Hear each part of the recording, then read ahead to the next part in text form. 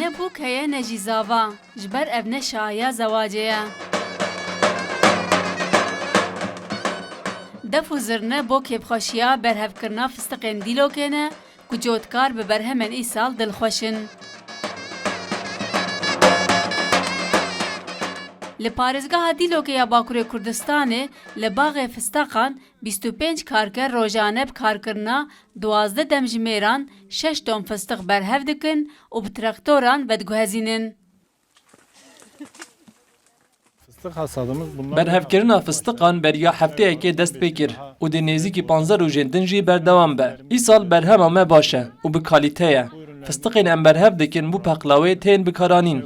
Ji ber hewaya germ em hinekî zehmetê dibînin. Caran pileya germê digihêje pênceh jî.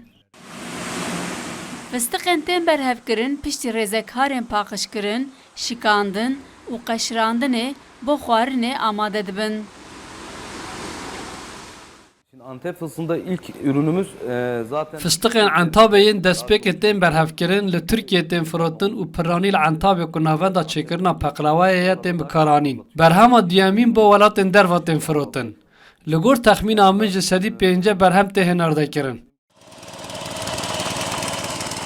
Fistiqên dîlokê ku wek zêrên kesk jî tên binavkirin, bi teama xwe navdarin û bo welatên wek İtalya, Almanya, İsraîl û Iraqê jî tên hinardekirin. Evcore fistiq herî zêde li çend parêzgehên Bakurê Kurdistanê tên berhemanîn û tê çaverêkirin ku îsal nêzîka 200,000 ton bên berhevkirin.